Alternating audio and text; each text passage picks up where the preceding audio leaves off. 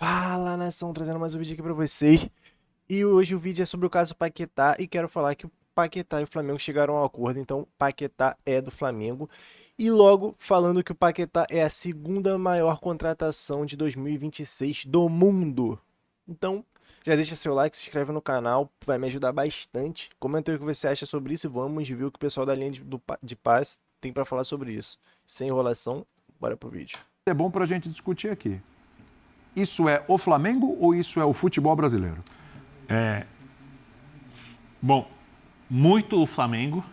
Porque tem outro clube ali, né? O Cruzeiro. Tem o Cruzeiro. Das contratações, são 2 de equipes brasileiras, 6 de equipes inglesas, uma do Napoli e uma do Fenerbahçe, né? Uma turca e uma italiana.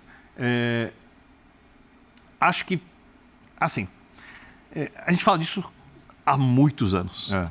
Se o futebol brasileiro se organizar, se os clubes os principais forem bem administrados, e os únicos que estão aqui são Flamengo e Palmeiras, as SAFs têm melhorado em tese, melhorado na prática a gestão de alguns clubes, mas é óbvio que a gente vai entender o tamanho que essas SAFs terão no médio e longo prazo, quando elas começarem a ter o retorno do investimento, para entender quanto elas podem investir, olhando a economia do país, o tamanho das torcidas, o potencial dos clubes, a ligação dos clubes com o futebol brasileiro, é normal, obviamente, que o Brasil perca jogadores para os ingleses, para uns 3 times no máximo da Alemanha, e olhe lá. Não vou contar, os petrodólares, obviamente, levam quase quem quiserem. Para os grandes da Itália, ou os que estiverem melhor. Para o PSG, nenhum outro francês. Os franceses podem brigar, mas não vão estar acima economicamente dos brasileiros. E para os espanhóis principais. Não vão perder jogador, por exemplo, para o Villarreal, que é um time que consegue boas colocações normalmente na Espanha, mas quando a gente fala de potencial de arrecadação, não é superior ao das equipes brasileiras. Quem está nesse estágio? O Flamengo. E o Palmeiras, acho que também.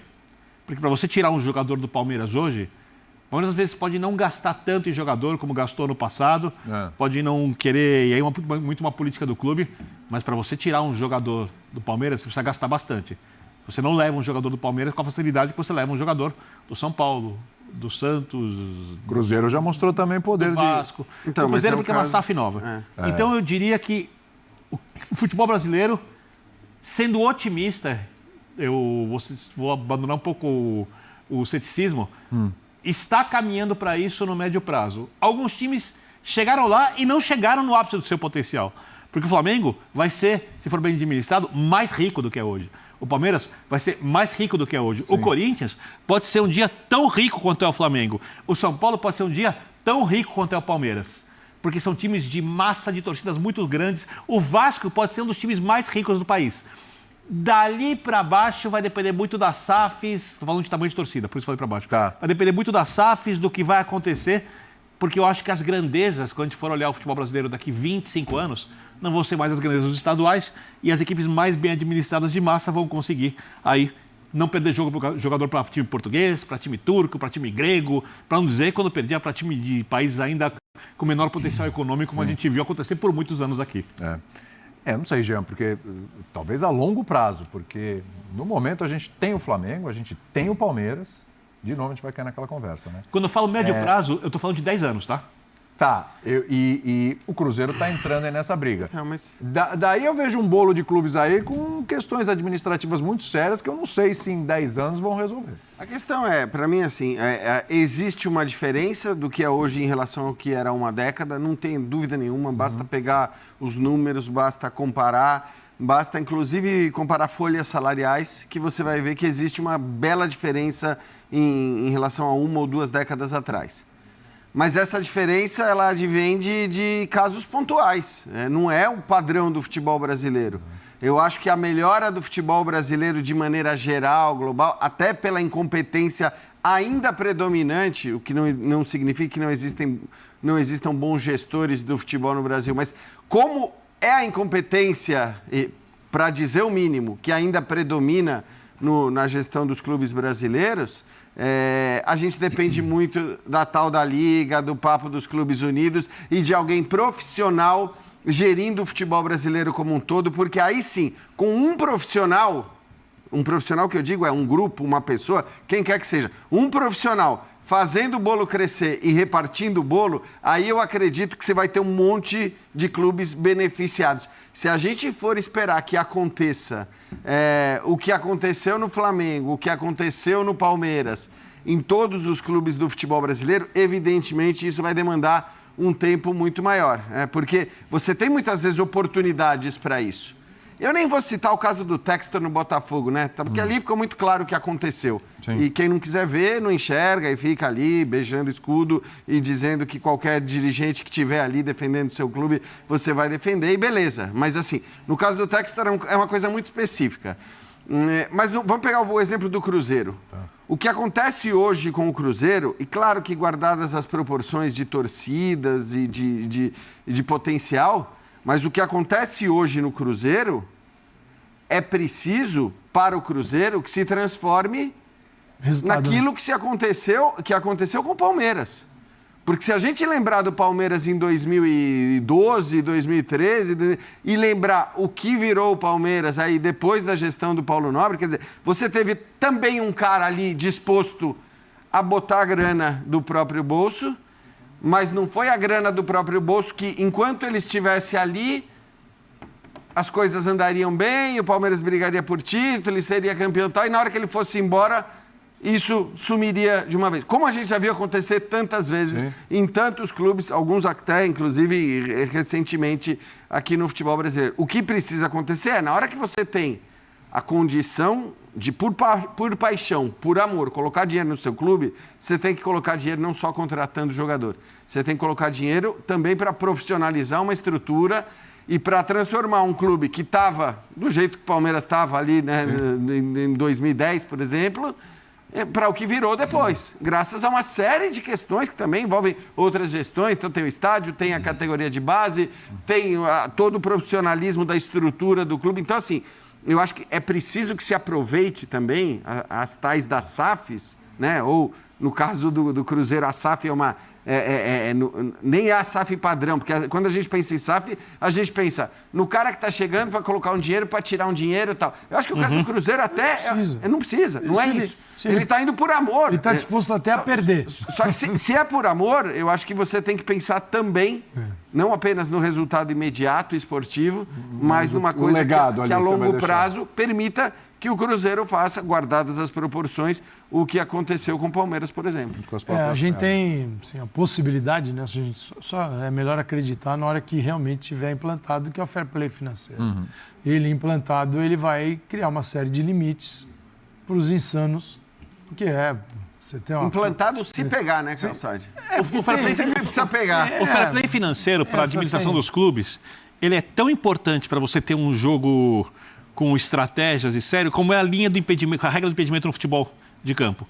É porque você bota limites, porque se você não pagar você é rebaixado, porque você tem que cumprir regras, porque, por enquanto, aqui é uma terra de ninguém.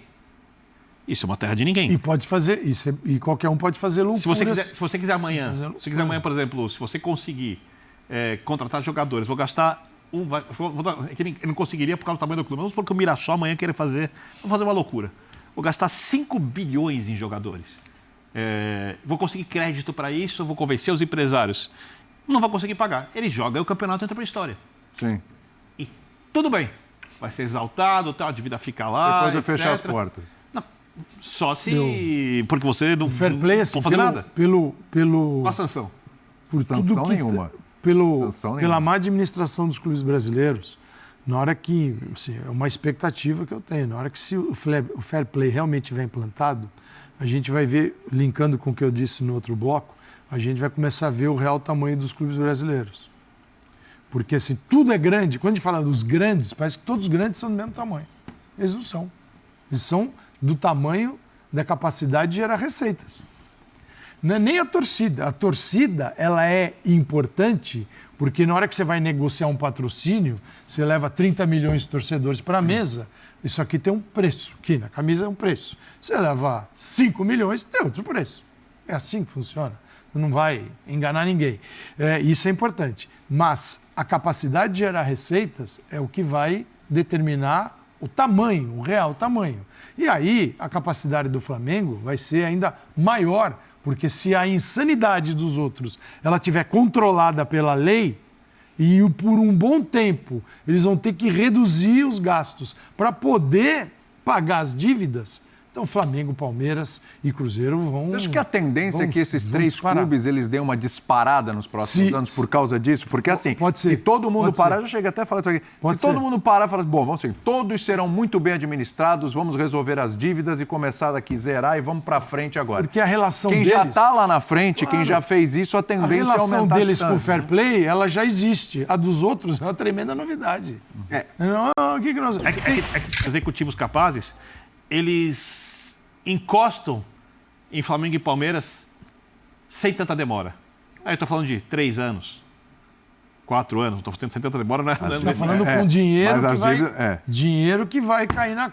Né? Entra na SAF, fazer bem administrada, dinheiro e gestão. pagando, recuperando crédito Negociar no mercado, dívidas. negociando Dinheiro e gestão. dívidas. Aí... Porque se chega, por exemplo, porque existem modelos de SAF que não foram usados. Por exemplo, quem conhece a lei da SAF, olha o Corinthians e fala, é para ser uma empresa de capital aberto em bolsa de valores, por causa do tamanho.